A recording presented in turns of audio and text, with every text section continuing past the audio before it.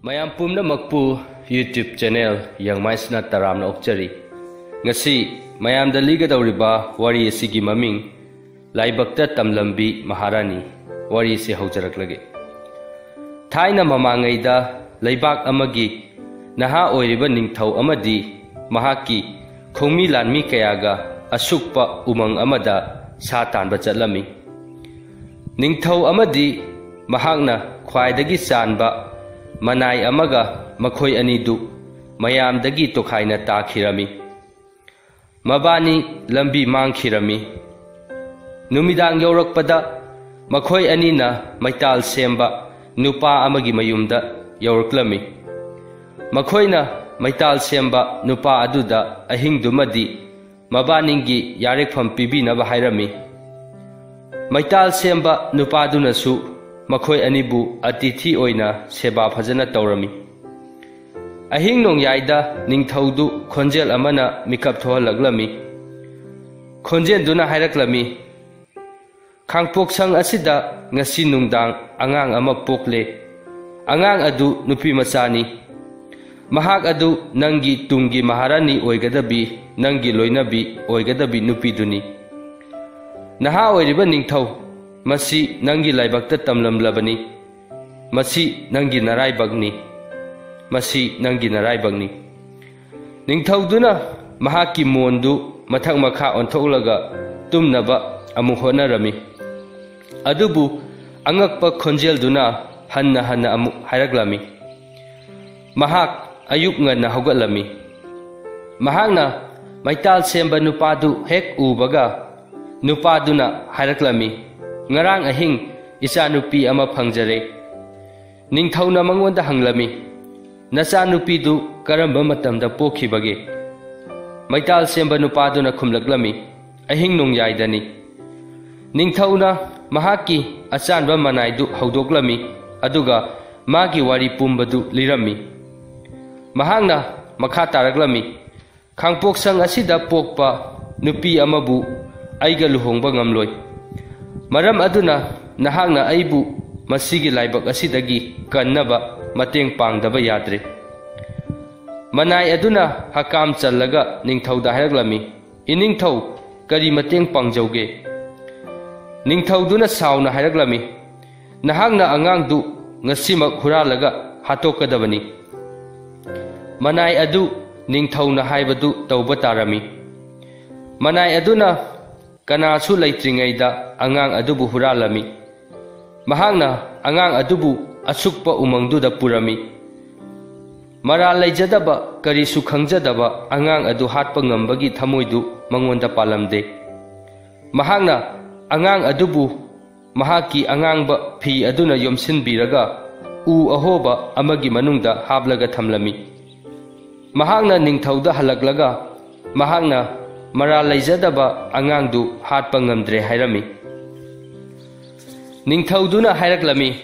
Aibu haujikmak angangdugi manakta pu. Ai isana angangdu hatke. Makhoina phana kuina thirabasu angangdu hablamliba ahoba u adu thiba phanglamde. Makhoi ani maital semba nupa adugi khangpoksang aduda hanbasu pamdre. Umangdudagi thokhinaba lambidu makhoina phanglami. Manai aduna ningthau aduda hairami. Angang adu aikhoina thibada phangdrabani. Kananachu thiba phanglaroi. Mahak karisu chadabadagi sikhragadabani iningthau. Madugidamak thoina wabiruranu. Ningthausu manai aduna hairibaduda yarami. Angang adu soidana siragani khalami. Adubu mahakna umangduda ahing nong yaida mangonda hairakhiba angakpa khonjel adudi kawba ngamlamde. Asomdana kamdauri. U yanba nupa amana umangduda u yalingaida angang amak kappagi makhol taraklami. Mahakna masa mathanta haijarami. Asukpa umang asidabu kadaidagi angang noda. Masi khalaga mahak thabak makha chatharami. Adubu angang adudi leptana kablaklanmi. Angang adu maga yamna nakna leiba malaklami.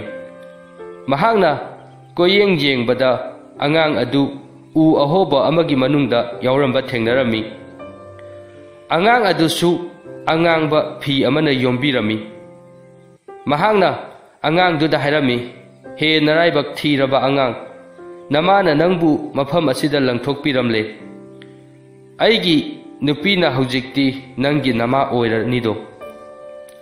U yanba nupa adudi magi macha leijaramde.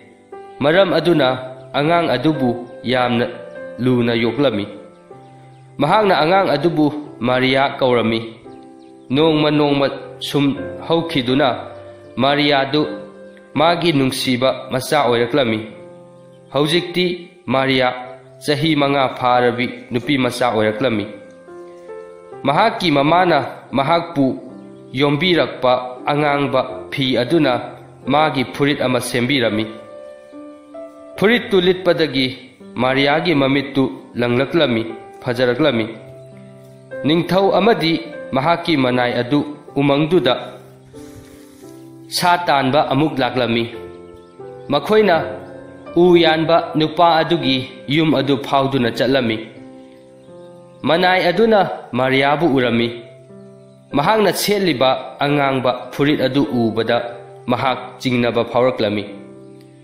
Mahangna Mariabu magi manakta kaurami aduga yamna kupna munna yenglami. Mana ningthau aduda hairami, iningthau nupi macha asina seliba phurit asi aina angangduda yomlamba phi adudagi sabani. Aina piramba phi aduna saba natrabadi atopa sanabagi makhoigi pambai leiroi. Ningthau aduna manai aduda angangdugi maramda yamna kupna thijanaba hairami. Manai aduna nupi macha adu mahangna u ahobada thamlamba angangduni khanglami. Ningthauduna mangonda angangdubu huranduna puraknaba hairami. Handakti ningthauduna nupi macha adubu isingda irakna halaga hatoke khalami.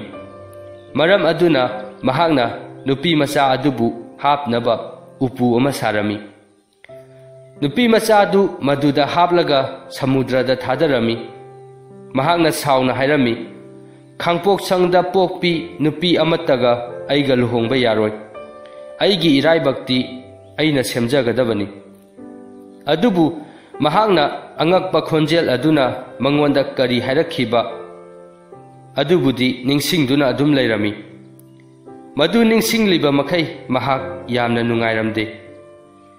Mariabu haptuna isingda thadakhiba upu adu jahaz amagi manakta tawraklami. Jahaz thauriba mising aduna upu adubu hangdoklami. Upu manungduda masang matau phajabi nupi macha ama yaurambaduda makhoi yamna ngaglami. Mariana makhoida mahak kadaidagi lakpano haibadi ngamlamde. Adubu mahaki mamingdi Maria kauri hairami. Jahaz thauba mising aduna makhoigi leibak yauraga ningthauda makhoina nupi macha adu phanglakhibagi waridu lirami. Ningthauna angang nupi macha adubu mangonda sinanaba hairami. Ningthau amadi Maharani adu masak matau ningthibi nupi macha adu ubada yamna haraurami. Makhoi anina Mariabu makhoigi macha nupiga chap manana chaunaba yoklami. Chahi kaya leiraba matungda ningthaugi poksabi macha nupidu luhonglami. Manang nakpa yumthangnabada leiba leibak singi ningthau singsu luhongbaduda baton taurami. Mariabu hanaba honakhiba ningthau adusu magi manaiga luhongba aduda laklami.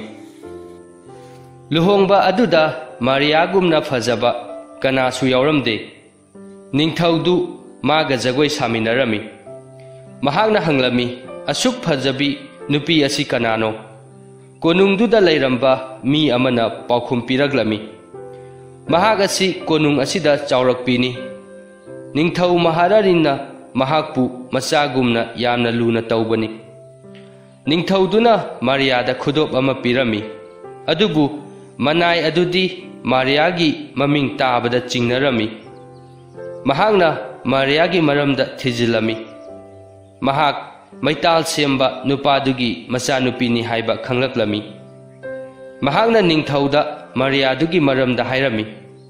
Maduda ningthauduna manaiduda hairaklami. Karisu khalluranu inaisidi. Aina nupi sibu luhonglani. Aigi laibakta tamlamlabani. Aina hongdokpa ngamlaroi. Asumna ningthauduna magidamak tamlamlabi Mariabu luhongki. Wari asi matang asida loisinjare. Wari asi libada soikiba yaurabasu tabiriba punamakna ngakpinaba nolukna haijari.